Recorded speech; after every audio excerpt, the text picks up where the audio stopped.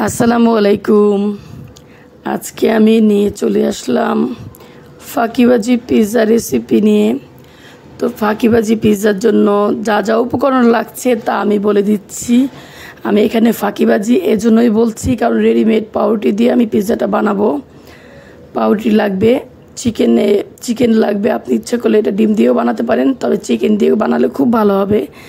Chicken লাগবে, mayonnaise লাগবে, আপনি ঘরেও বানাতে পারেন মেয়োনেজ, আবার কেনাটাও ব্যবহার করতে পারেন। এখানে লাগবে গোলমরিচ, আদা রসুন পেস্ট, অল্প পরিমাণে লবণ, সয়াবিন তেল, চিজ লাগবে, নিজে ঘরে বসেই আপনি চিজ বানিয়ে নিতে পারেন। আর লাগবে হালকা একটু গরুর দুধ বা গুঁড়া দুধ গুলিয়ে আপনি এটা দিতে পারেন। তো এর জন্য আমি মূল কাজে চলে যাই, সেটা হচ্ছে চিকেনটা তেলের মধ্যে আদা রসুন পেস্ট, লবণ দিয়ে খুব সুন্দর করে লেবু রস দিয়ে সুন্দর করে হালকা আছে এপিট ওপিট সুন্দর করে ভাজা ভাজা করতে হবে।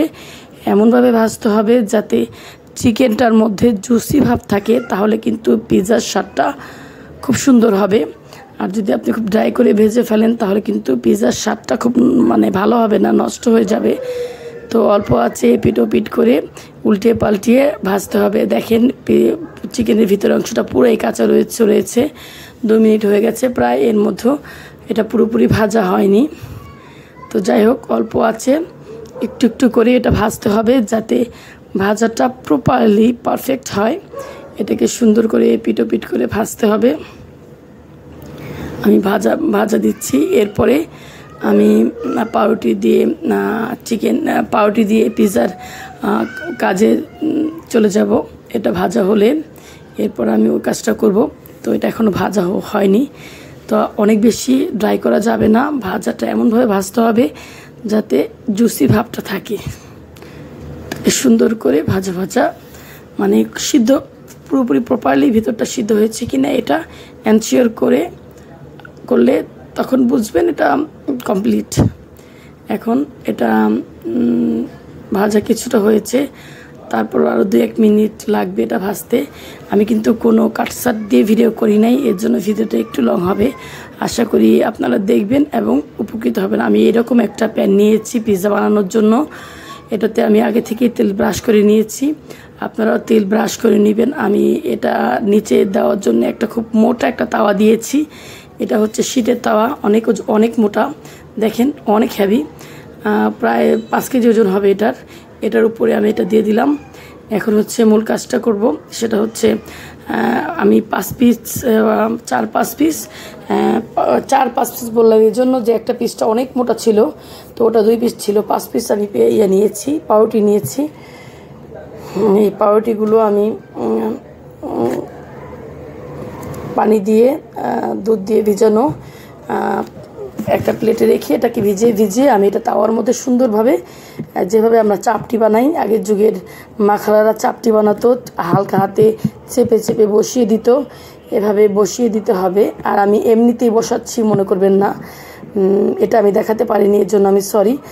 দুধ এবং পানির দুধ গরুর দুধ এবং পানি মিশ্রিত একটু লবণ দিয়ে সেই পানিটাতে চুবিয়ে আমি এটাকে নরম করেছি, এমনিতেই নরম হয় নাই। আমি রিয়েলি সরি, এটা আমার ভিডিওতে আসে নাই, আমি বুঝেছি হয়তো এসছে।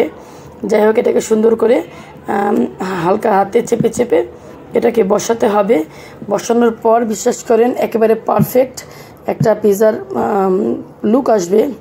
এটাকে এভাবে চেপে চেপে বসাতে হবে, চাপ দেওয়াতে এটা খুব সুন্দর করে সেট আপ হয়ে যাবে। এবং পিৎজা যখন হবে তখন কিন্তু একদম দোকানের পিৎজার মতো পারফেক্ট একটা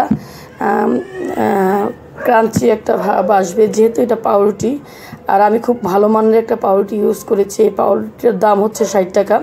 এমনিতে দোকানে যে পাউরুটিটা পাওয়া যায় এটা 45 টাকা। আর এই পাউরুটিটা একটু কোয়ালিটি ভালো, আমার কাছে মনে হয়েছে এটা স্বাস্থ্যসম্মত, এর জন্য আমি এই পাউরুটিটি আমার বাচ্চার জন্য কিনি সবসময়।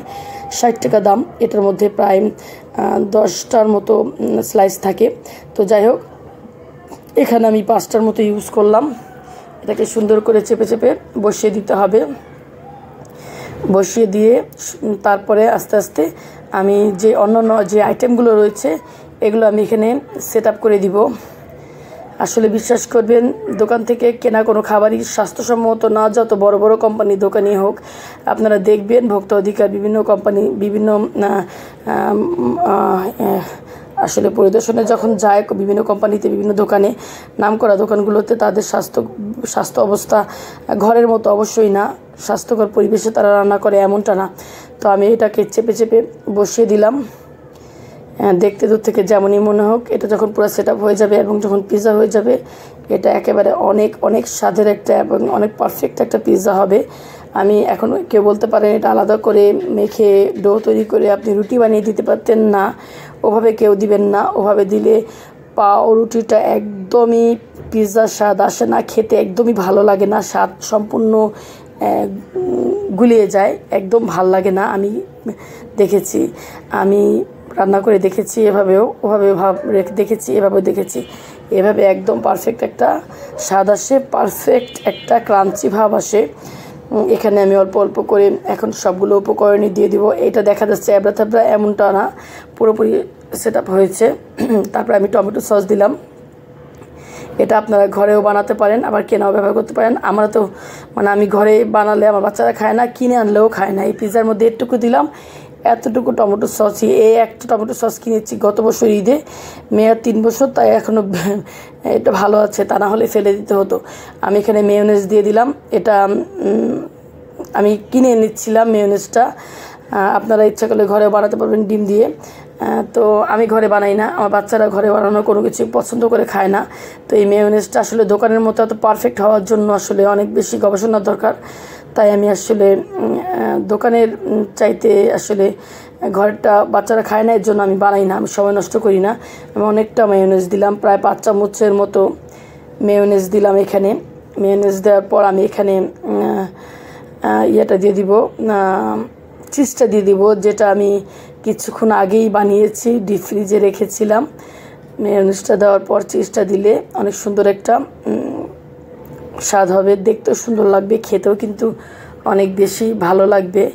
এই চিজটা আমি কিছুক্ষণ আগে বানিয়েছি, প্রায় 1 পোয়া দুধ দিয়ে এবং ভিনেগার দিয়ে এই চিজটা বানালাম, বানিয়ে ফ্রিজে রেখেছি।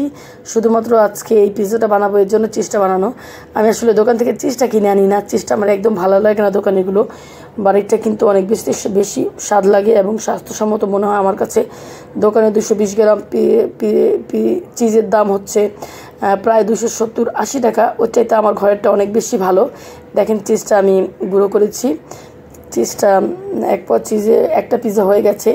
তো আপনি রেগুলার তো আমার বাচ্চাদের জন্য গরুর দুধ থাকেই ঘরে, তো কেন আমি দোকান থেকে কিনে এনে চিজ ওদের খাওয়াবো, ওটা স্বাস্থ্যসম্মত না। তো এই চিজটা দিয়ে দিলাম।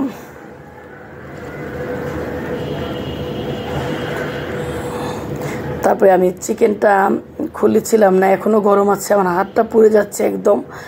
তারপর কিচ্ছু করার নাই, বাচ্চাদের জন্য এতটুকু কষ্ট তো মা হিসেবে আমি করতেই পারি। তো এটাকে খুব সুন্দর করে ছাড়িয়ে পুরো পিৎজাটার মধ্যে আমি চিজটা ছড়িয়ে দেবো। অনেকটা চিকেন রয়েছে এখানে, পুরো পিৎজাটা একেবারে পুরো সেট আপ হয়ে গেছে, এতটা চিজ এখানে দিয়েছি আমি। আসলে বাচ্চারা এমনিতেই চিকেন পছন্দ করে, চিজ পছন্দ করে, মেয়োনেজটা পছন্দ করে। তারপরে বিকেলের নাস্তায় আসলে একটু পারফেক্ট কোনো কিছু না দিলে আসলে বাচ্চারা খেতেও চাইবে না। তো চিকেনটা অনেক বেশি দিয়েছি, এটা দেখা যাচ্ছে না কারণ চিকেনটার কালারটা সাদা, পিৎজার কালারটাও সাদা। অনেকটা পুরো বুকের একটা অংশের পুরো চিকেনটাই আমি এই পিৎজাতে ছড়িয়ে দিলাম। তারপরে এখানে আমি আরেকটু মেয়োনেজ দিব, আমি টমেটো দিব। তারপর হচ্ছে এখানে আমি পুদিনা পাতা, অরিগেনো পাতা, পুদিনা এবং অরিগেনো এগুলো সব দিয়ে পুরোপুরি সেট আপ করে পিৎজাটা কমপ্লিট করে ঢেকে দিব। ঢেকে দেওয়ার 15 থেকে 20 মিনিটের মধ্যে পিৎজাটা একেবারে পুরোপুরি পারফেক্টভাবে রেডি হয়ে যাবে। এভাবে যদি আপনারা ঘরে বসে দোকানের পিৎজার স্বাদ নিতে চান, নিতে পারেন। আমি বলেছি ফাঁকিবাজি, আসলে এটা অ্যাকচুয়াল পারফেক্ট একটা পিৎজা বানিয়েছি। আমার বাচ্চারা তো খেয়ে খুব খুশি হয়েছে এবং ওরা বলছে মা সবসময় এভাবেই পিৎজা বানাবে। আর আমি এর জন্যই পাউরুটিটা গুলিয়ে বানাই না, ডো আকারে বানাই না। এভাবে যদি বানাই তাহলে কিন্তু এটার ক্রাঞ্চি ভাবটা অনেক বেশি বেড়ে যায়, অনেক ভালো লাগে আমার কাছে এবং আমার বাচ্চাদের কাছে।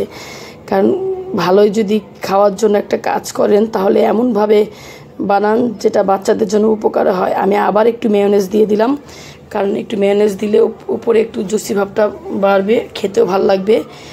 আর আপনারা জানেন পিৎজার মধ্যে এমনিতেই মেয়োনেজ এবং চিজের পরিমাণ অনেক বেশি থাকে, তাই আসলে পিৎজাটা খেতে চায় বাচ্চারা। তো এটা চারদিক থেকে মেয়োনেজ দিয়ে এখানে আমি টমেটো দিয়ে ডেকোরেট করব। টমেটো আমার বাচ্চারা খায় না, উপর থেকে ফেলে দিতে হবে। পিৎজা একদম রেডি হওয়ার পরে শুধুমাত্র ডেকোরেশন করার জন্য আমি এখানে টমেটোটা দিলাম। কিন্তু বিশ্বাস করেন পিৎজা কিন্তু ডাবল গুণে স্বাদ বেড়ে গেছে এই মেয়োনেজের কারণে আর হচ্ছে চিজের কারণে।